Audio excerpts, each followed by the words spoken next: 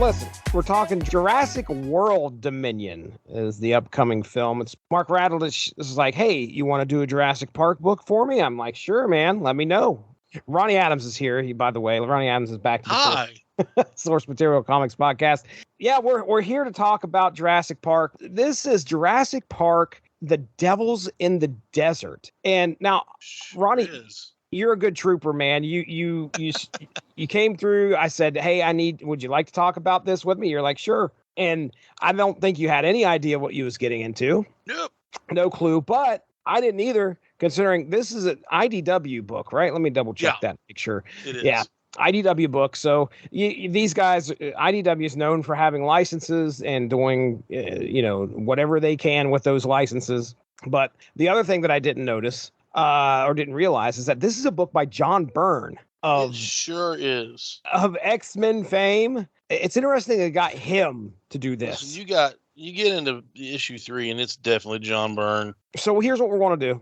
I'm not going to keep you here all night talking about this book, but I'm going to try and go through quickly. We'll do each issue. I got a synopsis here, and it's not like we have to spend an hour on everything. Right. You can rocket right through this, but let me go ahead. I'll break down the creative team here. Like I said, story and art by John Byrne, colors by Rhonda Pattison, and lettered by Sean Lee. Jurassic Park, The Devils in the Desert drops in 2000 I think it's January of 2011, I believe is what they had listed there. 2011, is Jurassic Park, is that property, there's nothing going on in regards to, not to my knowledge, no. Movies, as far as I know. Jurassic Park. Pratt didn't start doing it until later. Right. Looks like Jurassic World drops in 2015. Yeah. So, before we get into this, let's just talk real quick. Yeah. Jurassic Park releases June 11th, 1993. Sir, did you catch this in the theaters? Oh, absolutely. This was one of those things that, let's see, I was, I wasn't that young. It was... you probably 15. 14, 15 years old. Yeah, somewhere through there. Right. Don't give away my age. 16 or 17 or maybe even 20. Oh, Lord, no, God. Yeah. So, I definitely caught this in the theater. Just because of the special effects looked amazing. Yeah, dude. And they were, even for back, it wasn't, it looks good for back then. No, it looks good for now, too. Right. Still, it looks good. Yeah, absolutely, man. Every little boy, loves dinosaurs, when they're, young. So, right. Or every kid, maybe. But you don't want to. Yeah. Just why? Just the boys. Why not little girls? Shut up. You know what I mean? We're boys. We speak for the boys. I loved dinosaurs when I was a kid. Now, seeing that T-Rex for the first time was amazing. What lives on? Let's see, 94, you said? 93? 93. That was 93, yep. 93, so that makes it how old? 93, 20. It'll be 30 next year. Right. So 30 years later, that score, still breathtaking. Oh, yeah. It's good stuff, man. So, yeah, man, I was all about the Jurassic Park. Yeah, this was a theater experience where I really didn't go to the theaters alone very often. And I think in 93, I'm old enough to where I'm old enough to where I can go to the theater by myself. No problem. I'm not driving, but I can go there myself. And I did. I went and watched Jurassic Park by myself, and I was amazed. I couldn't believe what I was seeing. After that, there are two very let's just say well-played scenes that when I loved home theater systems. I loved hooking things up and listening to things through, trying to get a home theater experience in my own house. So I bought the high def VCR, and friends would come over. I'd be like, okay, you guys want to hear this? Okay, I got a subwoofer. Check this out. Here we go. There's two things I would play. The intro to Terminator 2. That's one of them. Yes. With the bones crunching and if you have that on surround sound, it sounds just amazing. And then the other one was the scene of the Tyrannosaurus breaking through and attacking one of the Jeeps with the kids in it. When the Tyrannosaurus Rex from Jurassic Park starts to escape. Those two scenes were well played in my bedroom there when I was in my mid-teens there. So yeah. Lost World Jurassic Park drops 1997, and I think at that point, I'm going to college, getting ready to start my second year, I think, or maybe we're ending my first year. But either way, I can remember watching that one in theaters as well. And then Jurassic Park 3, I went and saw with my wife, which as in like we were married at that time. And Wow, I was working at the mall and watched Jurassic Park 3. So now as we get into the Jurassic World trilogy, I mean, I'm not like anti-Jurassic World, but I enjoyed the first one a little bit. How about you? I liked them. I thought they were great. A great follow-up to the Park series. I mean, I wasn't expecting like, them to stick right with it or anything, but they pretty much did. So I enjoyed it. Okay. I'm a Chris Pratt fan anyway. I think he does a great job with most everything he does. So I was pretty excited to see him in that role. And then the one that got me though, the one that makes me excited though, is this new one because they're bringing back the original cast. Yeah. So I was like, oh, this is so cool. And they don't look. I mean, they look good for their, I don't even want to say their age, but I don't know how old they are. But they look good. I'm like, feels like not that much time has passed. Right. But it's been 30 years, since the first one. I remember playing the Jurassic Park game. Yes. Oh, I remember the arcade game. Yes. Well, where you're sitting in the Jeep and you're shooting. Yeah. Is it the on-rail shooter? Yeah. That's good stuff. Okay. Well, let's get into the Devils in the Desert. Let's do it. January of 2011 to April 2011. Already broke down the creative team, but again, John freaking Byrne is writing this thing. Okay. Well, actually, let me do just a real quick cast setting breakdown. I don't know if you saw this anywhere. I was kind of keeping my eye open, trying to figure out if they were in a specifically named city, but really the only thing I got was like, it's somewhere in the desert. I mean, maybe Nevada, close enough to where there's definitely like one of the sheriff's deputies is a Native American. I don't think they mention what city they're in. They're out in the desert. There's some ranches around, and that's your setting for now. So yeah, our cast, we got Sheriff Will Tobias, who, he's a good sheriff as far as you can tell. You kind of get dropped in here right with Sheriff Tobias, and as Tyler Franklin, the son of Eddie and Sarah, he comes running in there at the beginning to get the sheriff's attention because there are some cattle mutilations and he's worried about his dad. Already mentioned the Deputy Daniel Jackson. He's going to be showing up here in the first issue. He's obviously the deputy who helps out Sheriff Tobias as best as he can. Cattle mutilation. Isn't that one of those bands that Mark makes up?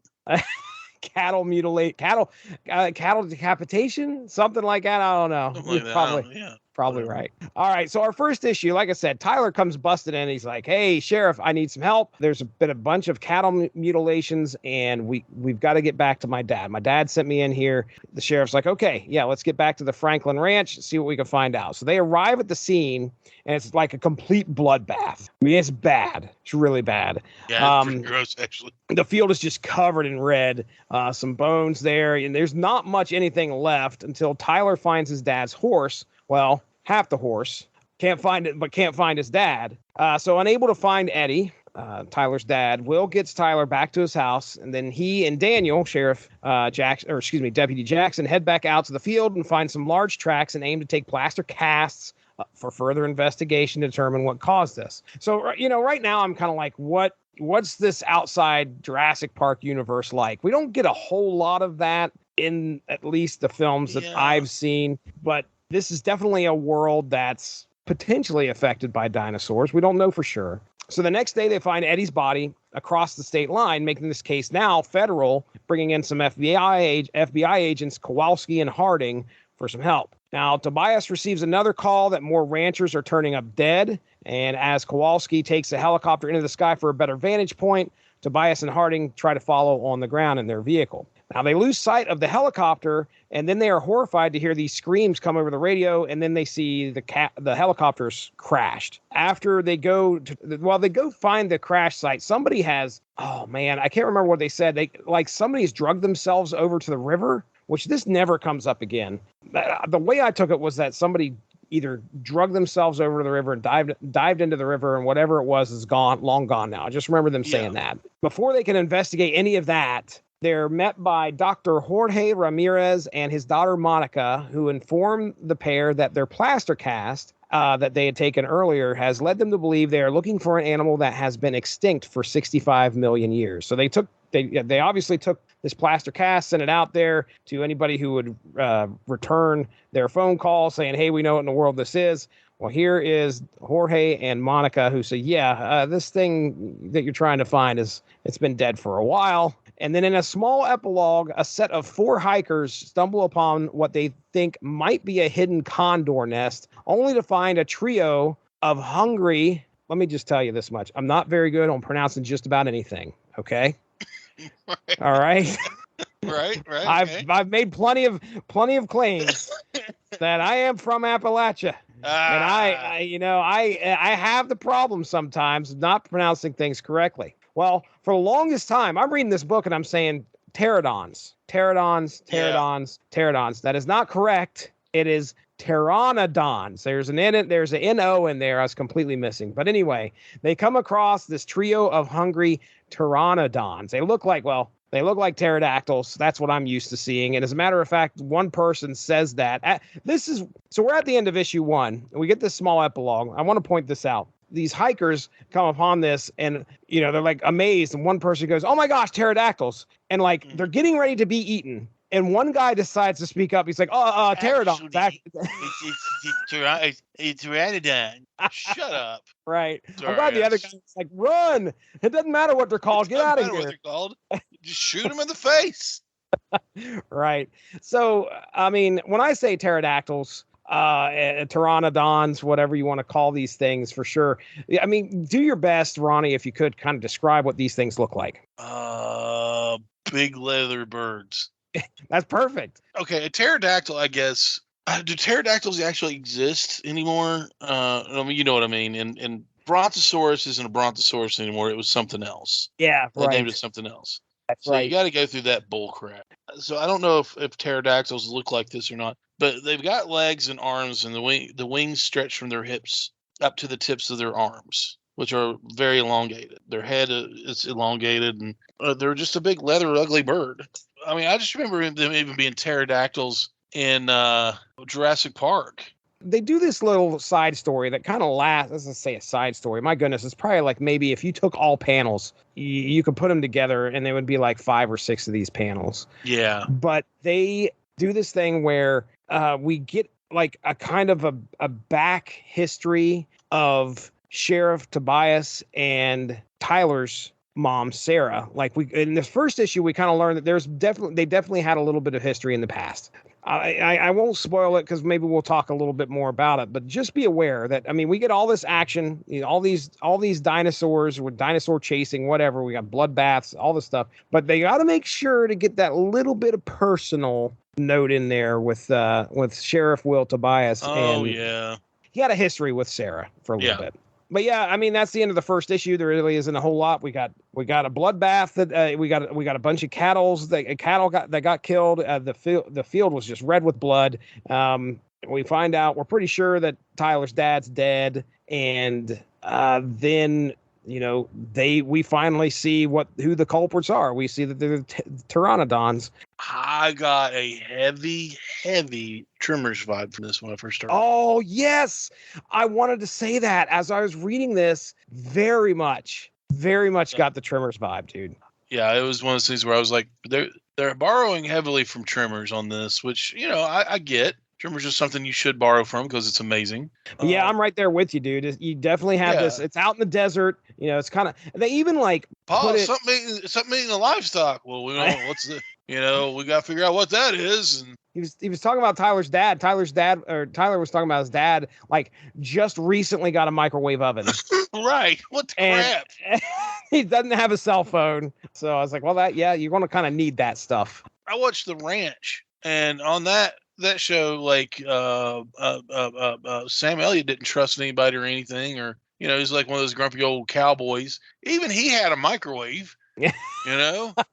Right. But yeah, I agree with you. There's definitely a Tremors vibe, and I think, a lot of it probably just comes from the fact that they're out there in the desert. They're trying to find this unknown thing, and all these people are turning up dead.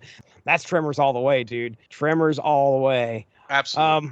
All right. Well, let's. Anything else there before I get into the second issue? No, I mean it was pretty forthright, pretty okay. I see where they're going with this. Let's see what happens in the second issue. All right, here we go. Barreling down the road, a trucker nearly misses one of those hikers that we saw at the end of the last issue, who turns out to be in really bad shape. So he gets her to a hospital. Meanwhile, Sarah finds out that Tyler, oh boy, this felt really cliche for some reason. Tyler leaves her a note and says, I'm going off to find my dad. He runs off. Sheriff Tobias and Agent Harding, which was one of the FBI agents there that showed up to help out with the investigation. Sheriff Tobias and Agent Harding find out from the Ramirezes that they are dealing with the pteranodons. Pteranodon.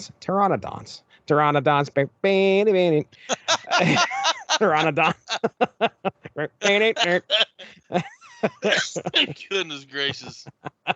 When Tobias is trying to figure out how in the world they're dealing with pteranodons, Monica reminds him of the events in Jurassic Park 2. So this was where the T-Rex got shipped into San Diego and ran roughshod. So she was like, yeah, hey, you remember the T-Rex in San Diego? And he's like, oh yeah, that's right.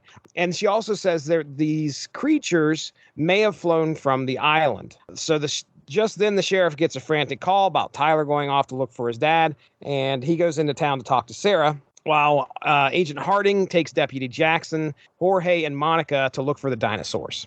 We switch over to Tyler, who's found another horse, and he takes it out to where he last saw his dad, but he's soon terrified and running for safety as the pteranodons show up and start trying to attack him. Luckily, he's able to get away, falls into a small gap, and I think he twists his ankle, may have hit his head, but he's kind of out of the way now. They can't get to him easily, at least. When Harding heads into the higher elevations, he gets a call about the woman the trucker found. So he's in the know now about the hikers, these hikers were injured. And then they see some buzzards that they believe might be a good spot to check for the pteranodons. So Harding, Tobias, and Monica, at this point, they all ran back into each other. Anyway, those three get together. They head into the highlands to where these buzzards are flying around. Monica lets the pair in on the fact that Ingen. Now this is INGEN. This is the company that was responsible for the genetic modifications and potential creation of the dinosaurs for Jurassic Park. She lets them in that Ingen's genetic modifications have given the pteranodons teeth, and that could affect their hunting patterns. Arriving, they find a pteranodon interested in the spot that Tyler has fallen. So, he's still trying to, figure out a way to get to Tyler, and they start unloading on it. They start shooting their guns, and they shoot their way to Tyler. Monica's able to get in and rescue Tyler, but Agent Harding gets bitten by one of the pteranodons that he shot, and so he promptly takes his shotgun and shoots it clean in the head, killing it. That was an execution on a pteranodon. Yes, it was. Now, Monica realizes that with it being wounded, it made a specific attempt to try and come back and kill Harding and not run. So she was immediately like, okay, this is kind of odd. You shoot this thing, it should be off and running, trying to get away. But this thing came back for some reason and was trying to still wound them, kill them, keep them away from something. She climbs the ledge, and there she sees a nest with hatched eggs. Dun, dun, dun. Yeah. We end issue 2. There are potential babies that have been already hatched. What in the world is going on? So my takeaway from issue 2, let's see. We're obviously escalating things. We already know that the dinosaurs are out there. Our characters are now aware that the dinosaurs are out there. And of course, Tyler is putting himself in danger like this idiot kid that he is. He goes out, and of course it just gives everybody a reason to go and try and find this kid. Yeah, we finally get our main characters running into the dinosaurs, and we get our first confrontation where, not everybody escapes unscathed because Harding gets bit in the leg. Tyler, he twists his ankle, but everybody's kind of feeling the effects of what these things are doing. That is kind of really all. We're just furthering the plot as we go in here with issue 2. And of course, we get the big reveal at the end where there's extra eggs, or there's these eggs that have hatched. So there's definitely a possibility that there are more of these things out there. And of course, if they're going to continue to lay eggs, we're going to have a bigger problem on our hands. That's issue 2. What do you think, man? Yeah, it was. It was good. It was, Does it make sense when I say the plot progresses as it should? Yeah. Well, dude, this is very cookie cutter. Yeah. It's like, I mean, how else are you going to say it? I mean, I get the action. There's definitely some action here. Yeah. But everything to this point in issue 2, I'm like, okay, I kind of expect this. Yeah. Like, I've watched Jurassic Park 1, 2, and 3. Right. Okay. I know what I'm getting with this. Where, oh my goodness, now they're on land. Well, we're going to even up the threat a little bit more. There may be more of these things. Oh, well, no. Right. Yeah. Get the Jurassic Park cookie cutters out. We're going to do that. Oh, we got to get that one too. So, I mean, the only real big difference here is the fact that we're dealing with the dinosaurs that can fly. That was one of the biggest, that's pretty weird. Yeah. Right. You don't have the signature Velociraptor running around tearing stuff up. You got stuff that's an aerial threat that can pick you up and take you somewhere, and it's going to be tough for them to, possibly battle that. But the other big thing is that, hey, this is happening in the United States. This is This is the other, we're not on an isolated island. This is happening somewhere close you got a lot of desert out there, but that's really about it. Those are the only two things that are kind of outliers. The rest of this is like Jurassic Park 1, 2, and 3. Isn't there a kid always in danger? Yeah. So, I mean, we got another one of that. That's one of the cookie cutters. Yeah, that's happening. Okay, tell me, do me a favor. 2 and 3, but I know that in 3. Taglioni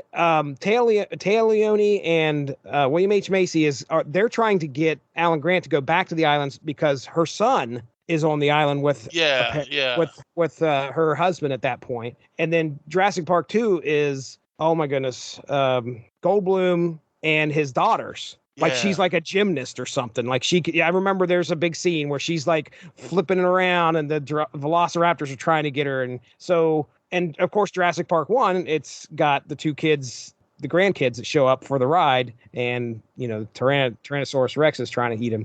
So yeah, there's always a kid that's in danger, at least in the first 3. So that's one cookie cutter. So the other cookie cutter would be dinosaur. The other, we got to have a hunter or a tracker of some sort, or this, that, and the other. We get some of those here in a few, but very cookie cutter. I mean, I don't know how much more I could say to support that. So I agree 100%. Anything else before we get into issue 3? No. Let's do her. All right. So we start out in the Engine Corporation, where a colleague of the Ramirez's reports that the Ramirez's most likely left quickly on the trail of some pteranodons, and the company feels that, well, maybe this is probably worth an investigation. Now, back at the hospital, Agent Harding is healing his leg while Monica and Sheriff Tobias head to the police department to meet Engine representatives, Mr. Cobb and Dr. Canada, who try to spin the pteranodons as mutations due to nuclear tests in the 50s. That's it. Godzilla. That's a kaiju reference. Yes. But when the sheriff takes them to where a few of the dead pteranodons are, Dr. Canada confirms they are indeed the dinosaurs, and he also gets a good look at the eggs, and he says he believes there's about 6 of them that have hatched, and they're about 5 months old. So they've been around for a little bit. Now, when Deputy Jackson, sorry, Miss Jackson, Deputy Jackson says they've spotted some more hovering over a spot, Dr. Cobb gets the team some advanced engine all-terrain vehicles. This is another cookie cutter thing, with net guns attached, because they always had like these crazy, well, I shouldn't say that, because I don't know if that happened in 2 or 3. It didn't, but the toy line did. Okay. Yeah. All right. Gotcha. That's right. So these all-terrain vehicles with net guns attached, and even these one-man gyrocopters to hunt with. When they are able to find and attack the flying pteranodons, another team of hunters shows up, tipped off by the same man the Engine spoke with at the beginning of this issue. So it was funny because this one guy's like, hey, you want me to stay quiet about this? But just be aware the Ramirez is left and they're off after some pteranodons. Now, if you want me to be quiet, all you got to do is drop some money my way. And they're like, how about we don't sue you into oblivion? He's like, okay. And then he goes out, grabs a payphone, and he calls his buddies. And he's like, hey, remember that money I owe you? So he called these hunters, and I'm assuming he's like, well, hey, you can go check out, you want to get some dinosaurs or something like that. So anyway, these hunters show up, and there's always some kind of human element where, human greed gets the better of somebody in this absolutely. in this story. This other set of hunters show up. You got Injun people who are upset at the hunters. The hunters are like, "Hey, back off! This is free land. We're taking the pteranodons. These are ours." And finally, I mean, there's one guy gets his head bit off. Well, I shouldn't say that because the one guy was like, "Well, it didn't come all the way off, but it's off." No, but it was firmly secured in its mouth. That was not good. And then one guy actually survives the attack. Like he gets his head bit, and then he's like up. He's like, hand me my gun. But he's bleeding all over the place, which is funny. Right. There's deadly interaction between all parties involved, Tyrannodons, Injun, and the hunters. Finally, Sheriff Jackson, he puts a stop to it. He gathering up the dead Tyrannodons. Mr. Cobb and Injun say their work is done and leave. However, Monica believes more of these beasts to be out there. Not knowing where to start, Monica offers to pilot her father's plane for Sheriff Tobias to try and make sure the dinosaurs are dead. Okay, so that is kind of where we end issue 3. We have Injun finally getting involved. They show up. They're trying to play it off like they're not liable because, if Injun's afraid of anything, it's not dinosaurs, it's lawsuits. So, it's true. When you put it like that, yeah. They don't want to be, they do not want the bad publicity and potential liability. But, they show up, they kind of help them out. And then they're like, oh, we're done here. Everything that I can't remember what they said, but I mean, Monica's like, what are you talking about? You can't leave. There's more out there. And they're like, no, we did everything we could. It kind of threw me for a loop. And then like I said, we had the hunters that show up to kind of throw a wrench into things, but that ends up getting stifled. And then at the end of all of this, Monica's like, okay, well, I've got to take matters into my own hands. And Sheriff Tobias is right there with her with like, okay, well, I'll help you out. The only other thing that I would mention, I specifically wrote this down. We get some really interesting information. And again, as to why this was in there, I don't know, other than so we could get some history behind these characters. But we learn that Tyler is secretly the sheriff's son. Tyler has no idea about it. And the sheriff, according to the secretary, which is secretary, oh my goodness, she must know everything. But the secretary finds Sarah and is like, hey, I just want you to know, I know that Tyler is Sheriff Tobias' son. And I don't care how he tries to hide it, but you know better. And then she like lays it out there for her. Like, well, it's like, she's like, you guys were together and then you get with Eddie. And then supposedly Tyler's born premature. I know better than that. And I'm like, geez, lady. Yeah. I was like, she tore her up on that one. I mean, there was no mercy whatsoever. I don't understand why she did it either. Like, I understand that. Number one, just said, hey, listen, whore. I know your game. All right. I didn't understand it because, I mean, look, I understand I'm supposed to feel something for Tyler. Okay. He's the kid in danger whatsoever. This whole backstory between Will and Sarah, I mean, other than just being like, okay, well, yeah, there was a relationship there. Now, all of a sudden, Tyler is like his son and does he have any idea about it? Who knows? I don't know. But regardless, how is this? I mean, why is this important to the story? The only thing I could say to justify it is that so we can possibly feel something for Will Tobias. So that's the only thing I can say. But either way, I step back here. Anything you got to say about issue 3? No, other than that old lady, or not old lady, but other than her just going to town on on Sarah. That was not as we say cookie cutter. No, that was a little bit harsh, but probably not misled. Right. And I mean, it's a good issue. Like there are points, there have been books that we have read in the past where I'm absolutely done by now. Right. I'm not in that state when I read this. We're obviously ramping things up. So by this point in my reading, at the end of issue 3, as far as predictability goes, I'm going to say that it's probably 80% to 90%. I could predict what's going to happen in this book. Oh, absolutely. Yeah. That's the way I'm feeling into going into issue at the end of issue 3. Now, issue 4 is not what I thought it was going to be. And I'll explain that as we get into it. But anything else on issue 3 before we get into that? Oh, I'm good. All right, here we go. So issue 4, Oh, man. All right. So heading to the skies, Monica and Will are able to find 3 flying pteranodons. They get in the plane, and we just pick up with them in the plane. Sheriff Wills, his plan, he kicks open the door of the plane, has his gun in his hand, and he's shooting these things, trying to shoot them out of the sky. Now, they're coming into a residential area. Like, there are houses and stuff as they're flying below them. So he takes aim and he's able to hit 2 of them. Like, they're trying to figure out where the third one's at. The third one shows up like right in front of the plane and gets hit and caught in the propeller. I may or may not have laughed really hard at that. Causes the plane to crash land in a zoo. Now, things are starting to get off the rails just a little bit here. They're okay. We had cookie cutters before. This is where it went off the rails. This is where things are like, okay. So they crash land in a zoo.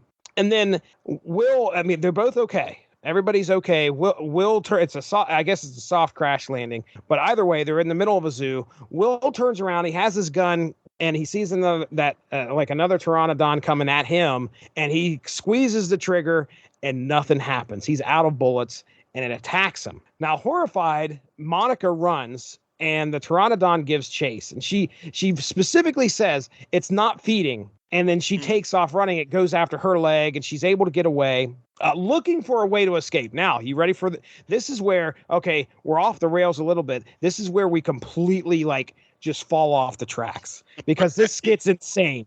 Okay, she jumps into a bear pit, a polar bear pit. Yes. And the pteranodon follows. Now, she is either, under pressure, she's coming up with some of the greatest escape attempt I've ever seen, because an angry bear then comes charging at her. The pteranodon is on the other side of her. She ducks, and these two collide, and we have a pteranodon polar bear fight in issue 4.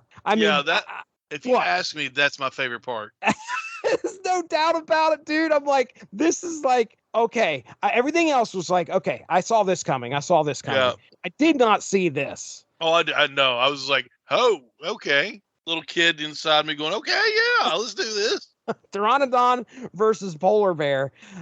So anyway, they're going at each other. This is like some real. I enjoyed these horror elements of this book where. Oh yeah. They end up like they're fighting and then they roll into like the water inside the polar bear pit. All of a sudden, like nothing but just blood starts filling up. And she's like, oh, but which one was it that died? Whose blood is it? And then all of a sudden the pteranodon's mouth comes up out of there. You're like, oh no. And then of course it's the bear's got its teeth in its throat and it's killed the pteranodon. So when she says, which one is it? At which point, like if I'm there and I'm listening to her and I'm like, what would I say at that point? I don't care. Let's run. Get out of there, lady. What are you doing? What are you doing? Or I would just already be gone. Right, dude. Yeah, there's no way. Like, which one is it? Turn around. And it's just like a Ronnie-shaped cloud of dust.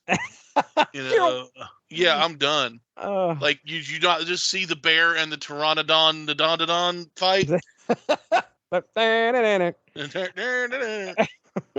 Yeah. So anyway, she's obviously got time to escape. She's able to get out of the polar bear pit. So she immediately goes over to check on Will. And this one kind of took me by surprise because I think it was smart. They set you up for this, but she runs over to Will. Will's dead. She finds his lifeless body and she breaks down crying. I was I was expecting Will to be fine. Like, John Byrne did something good here where he was like, I want to set it up so that they see that the Tyrannodon bit this one guy and he survived. And we're going to expect the same thing for our hero. But that's not what happens. Our hero gets bit and he's dead. He is dead. And you don't know that at first because when he gets bit and she immediately says, oh, it's not feeding. You're like, oh, okay. Well, obviously this guy's going to be okay. That's not the case. He died. So later, after Will's funeral, Harding asks her why she hasn't said much. Like she just wasn't in the middle of a polar bear pteranodon fight or, the fact that she watched a man get his head bit off. But anyway, Harding says, well, you haven't been talking so much. What's going on? And she replies that she is worried about what the winds will bring them next year. So obviously still concerned, like if these pteranodons can make it there by using the winds coming from the Isle over to the United States, then we could have some problems. But there you go, man. Issue 4. We've got this thing in the books. It is Jurassic Park: Devils in the Desert. Okay, as far as the book goes, it's not bad. I mean, it's fun. I mean, I read it till the end. Let's put that. There's been things that I've had to make myself read. Sure. For the show, and I was just like, ugh. This is what I read. I mean, like, did I pay attention a lot? Maybe not. Yeah, but that's neither here nor there. It doesn't mean anything. That's what makes it hard. It's like, okay, well, this doesn't really have a whole lot. There's nothing on the line here, right? Am I that invested? Am I that invested in the Jurassic Park universe? You know what you're getting here. You're just getting a side story that won't impact the cinematic universe in any way. We're just getting a side story, and the only thing that they can do is just try to tell as best the story as they can. And also, as far as being part of the universe, you want to say, it just doesn't fit for me. Okay. Can you kind of throw out some elements as to why? Like, is it because it's taking place in the United States, or what's going on? No, it's the cars with the net guns. Cars with net guns. and the X-Men type aircraft that are flying around with like sonic guns and stuff on them. Where did that come from? All right. That's not Jurassic Park. Go away. All right. Nobody likes you. It's weird. It's definitely weird. But you mentioned the toy line. Like, maybe that was somewhat inspired? Absolutely. Okay. They're selling toys and comic books at this point. Right. They're not doing a whole lot other than that. It is what it is. It just didn't it's not Jurassic Park. You're not grabbing this for it. You're not going to the back issue bins and looking for Jurassic Park. No. Yeah. Devils in the Desert 1-4, or telling your friends. I imagine myself kicking the door open to my local comic book store and going, I have to find this. Where is it? I mean, God. I know you said that it felt like John Byrne and all at one point in issue 3, but I mean, I wish I could say I'm familiar enough with his work to be like, oh, well, that's like classic John Byrne. I don't know him well enough. It's not his classic John Byrne, but you could tell where he wrote for a bigger book, right? Yeah. And that comes into play because of the cars with the net guns and all that. Maybe at this point, maybe the government did have a special team to rid us of the dinosaurs or whatever. I don't think so. I mean, that was Engine that brought that. That's the thing. Yeah, that's true. I mean, it was Engine that brought those. I don't think it was let me just double check that. But you know what I mean, I got you. But here's the thing. You're making a point with that, because you would think that the federal government would have a team specifically made to address the dinosaur threat. If we've got dinosaurs running around in San Diego, we better have like the dinosaur reserves or something. I'll tell you what, if I'm president and a freaking T-Rex comes out of nowhere in the middle of yes. Right. There are things that are going to be put in place that are going to hurt it. Right. I don't know. Like I said, it just didn't fit for me. Okay. Well, I mean, that's fair. I understand. For me, it was a quick read. You get a little bit. It's not overladen with text, but there are some fun spots where specifically I think there might have been 1 or 2 pages that was just polar bear versus Tyrannodon, which was perfect. I mean, that is the next sci-fi animal flick. Oh, absolutely. Oh man, there is a lot of cookie cutter stuff from what the other Jurassic Parks bring. I can't look it up because I had to find this comic book by other means. Oh, sure. Because I went on to Comixology and the actual book is $75. Are you serious? Well, it's $55 for the paperback. All the comic books 1 through 4 are $75. What? Yeah, I'm not kidding, dude. If you look on Amazon, that's what it is. Highway robbery, I tell you. That is different. So Topps Comics, and I do remember some of the Jurassic Park Topps comics that were coming out back in the 90s. So there's Jurassic Park 0 through 4, which is the adaptation of the film. Jurassic Park Raptor 1 through 2, which was written by Steve Englehart in 93. Steve Englehart apparently likes Raptors because he writes Raptors Attack 1 through 4 in 94, and then Raptors Hijack in July through October of 94. The Jurassic Park Annual 95. and then returned to Jurassic Park 1 through 9 between April 95 to February of 96. So this is in between the first film and the second film. And then we have Lost World Jurassic Park 1 through 4, which is an adaptation of the second film. So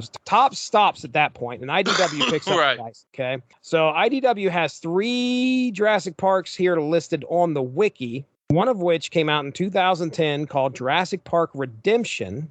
Then it doesn't give me a plot. It just says 5-issue series. Okay, so whatever. And then Devils in the Desert comes out 2011, January to April.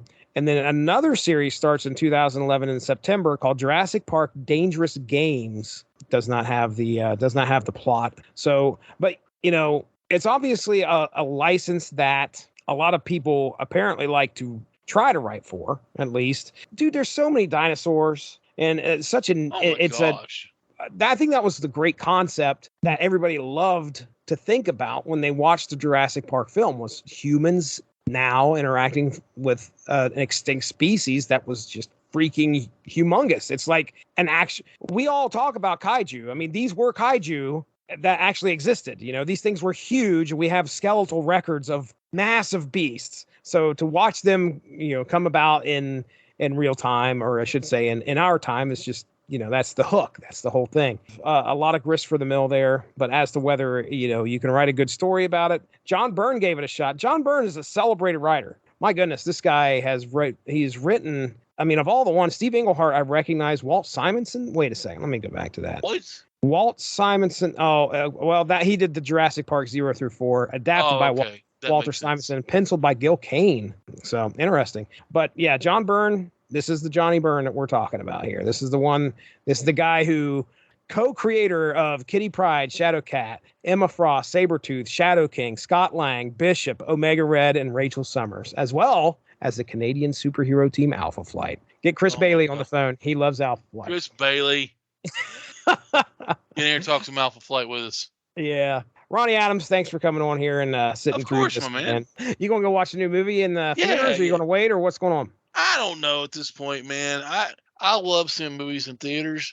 Okay, so Firestarter is streaming on Paramount, as well as being out in the theater. That's a movie I'm going to stream. But, you know, it depends on the movie. And I hate to say that, but, you know, I'm not spending $20, you know, going out to see Firestarter when I know it's probably not going to be great. Right. No offense to them. This is also one of those movies you probably have to see on the big screen because of the special effects. So this one I'll probably see on the big screen. Yeah. Believe it or not, I could do without Maverick. Really? I could watch that at home and be happy. You know me. It takes a lot less for you to get out and go watch a movie than it would probably be for me. Right. If I wanted to go out, we watched Multiverse of Madness. And loved it. Yep. Had a good time. Took both my boys. It was tough to get through with the kids, especially Colton, because he was like, Dad, how long's the movie got left? I was like, well, you got about an hour and a half left. Half hour later, Dad, how long's the movie got left? I'm like, bro, I brought you here to watch this. He's like, can I go run around? And because we had nobody in the theater, I'm like, man, he wanted to come along, but it's like he didn't want to watch the movie. I'm like, I understand hanging out with your dad, but you come to watch a movie, man. Watch a movie. So yeah, I don't think I definitely probably wouldn't go see Maverick. Jurassic Park, though, yeah, you make it a good case, man. This is something that it's going to feel larger than life. We've got, just like you said, the original cast. A lot of the original cast is coming back for this thing, and this is the most likely going to be one of the, I mean, they'll probably figure out a way to bleed another trilogy. Maybe one or two, yeah. But I don't know if you're going to get the whole cast coming back for something like this. Everybody's getting up there in age. Looks like he said first cast, they were probably 20s, and I mean, they're Sam Neill's got to be. Yeah. Sam Neill's got to be in his. Let's see, Sam Neill. I think he's pushing 70. Sam Neill, New Zealand actor, is 74. There you go. Unbelievable. I mean, you got guys like freaking, Chuck Norris is now 83. Are you kidding me? 82. He's 82 years old. Yeah, because it's 2022. He's 82 years old. Still, doing what he does. Then you got Harrison Ford, who is 79, I believe. Oh, man, we're going to start really too close. It is going to be a wave of massive depression. That's true. Because all of our Hollywood heroes are going to be going pretty quickly here soon. Well, you got these guys, though, that defied how old they were. Right. You had no clue that Harrison Ford, he was born in 1942, so he's 80. He'll be 80 this year. No one knew that he was in his 40s when he did Star Wars. Everybody thought he was like in his 20s, maybe 30s. Mm-hmm. So he was. That's unreal. I guess he was in his 40s then. Yeah, because it was 1977 when it came out. Right. He's 80 now. So yeah, 77. His late 30s probably. Late 30s, yeah. Yeah, he was 35 years old when he did Star Wars. So, and that was 1977 and just getting started in Hollywood. Unreal. So as time rolls on, everybody thinks, oh man, this is new kid Harrison Ford, this new guy Harrison Ford. He's young, he's young, he's hot, he's hip, he's an action star, he's a good actor, da da da da. It turns around, like he starts getting a little curmudgeon-y on you. And you're like, well, Bubby, he's 75 years old. And you're like, what do you mean he's 75? Right, dude. Yeah, he's 75, man. Just like just Sean Connery was 90. He was 40 in Blade Runner. 40 years old in Blade Runner. Yeah, I mean, I don't depending on when they shot it, but let's just say he was 40 when they released Blade Runner. Yeah. So he's going to do another Indiana Jones, he says, but hopefully he just does like a passing of the torch thing. But he's going to play the Sean Connery. I hope. Oh. I mean, I love the guy. He's one of my favorite actors, and Indiana Jones is one of my favorite characters. Enough's enough, bud. You've earned your rest. You have earned your rest. Yeah, I guess when we know that's right. Well, all right. We've done it. We talked about Jurassic Park, The Devil's in the Desert. Ronnie Adams, let's go ahead. Talked about that and how old people are, and we're going to leave it on a real high note here. Harrison Ford's going to die. No.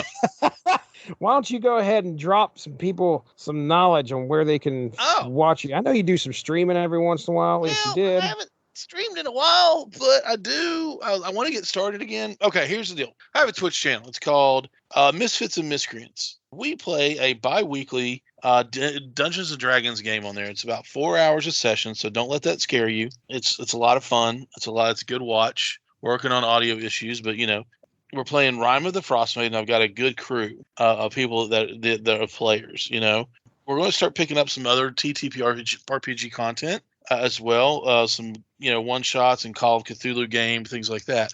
I also, when the stuff like that's not on there, you can watch my big dumb head play some video games sometimes. But I'm starting to do some maybe some talk shows or just talking shows where you can ask questions about certain games or whatever you want. And then it's going to be really cool. So we're going to turn into like a tabletop role playing game, primarily that channel. Maybe some board games and card games, some Magic the Gathering every once in a while. So that's where you can find me. Instagram, we're real active on Instagram, Facebook. We're on Twitter, even though it's a cesspool of humanity. So it's all Misfits and Miscreants. So if you look that up, you should be able to find us. Okay. I say us, but it's me. Okay. Yeah. Me and my players, Yeah, you get hanging out with some buddies. Yeah, my DM for them, and their life is in my hand. Well, as for myself, right here on the Source Material Comics feed, Yes. Look, all you've got to do is just subscribe, and you can hear all sorts of fun discussions. We just talked about this. This is airing, like I said, sometime before the Jurassic Park movie releases. Make that Jurassic World Dominion.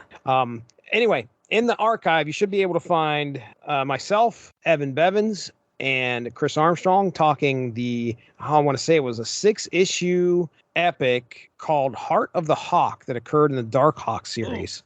That's on an Unspoken Issues episode, I think, that happened prior to this episode airing. We also have Tripped Up Trivia Sci-Fi that released at the end of May.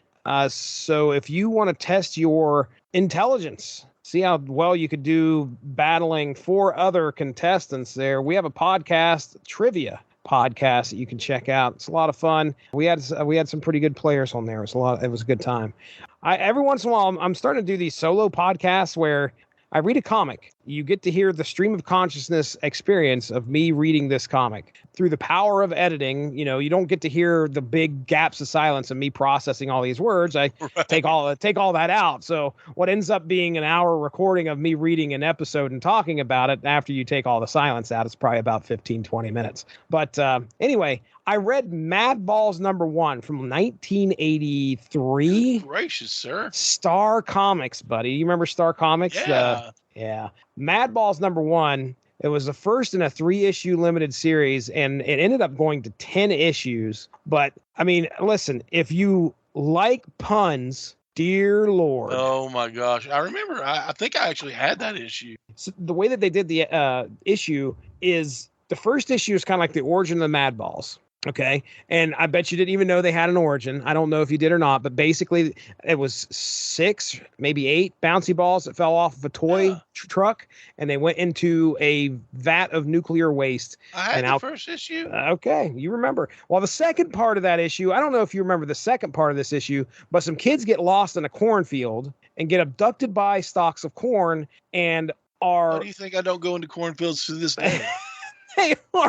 They are summarily tortured with a king corn or something like that. But his whole shtick was like he would torture you with corny jokes. Ugh. Yeah, that's right, sir. Corny jokes. And even of course, as a kid, I watched this and went, no.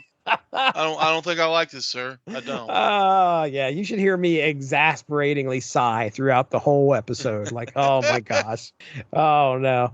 But anyway, and then prior to that, Unspoken Issues hit you with Extreme Justice #0. That's right. Me and Chris Armstrong sat down and talked about a poll winner from the Unspoken Issues podcast Facebook page where, people voted for Extreme Justice #0, and we talked about that issue. So upcoming on the Source Material Comics podcast feed, you should be able to find me, Evan Bevins, possibly Chris Armstrong again. I think it's just me and Evan talking the new Fantastic Four. Do you remember when the Hulk and Wolverine, I think it was, and Ghost Rider? Yeah, dude. Yeah, I love that. Yeah, we're doing all 3 of those issues from Fantastic Four. So anyway, that's it. I also thought, like, man, one day this is gonna be worth a lot of money. No. Wah, wah. I guess we're done, man. We've done. It was Devils in the Desert and in the Pale Moonlight and all that stuff. So that's Ronnie Adams. I'm Jesse Starcher. We'll talk to you soon. Have a good one. Bye-bye. Thank you all for joining us. Make sure to give that Rattlich in Broadcasting Facebook page a like to stay up on top of all the great podcasts we have to offer. We are at home on Spreaker, but you can also find us on iTunes, Stitcher, TuneIn Radio, and recently we have hit the air on Spotify. Find your favorite podcast platform and type in RADULICH to subscribe for some great content. If you enjoyed this show, please feel free to share and spread the word. And as always, we appreciate any feedback and look forward to entertaining you again soon.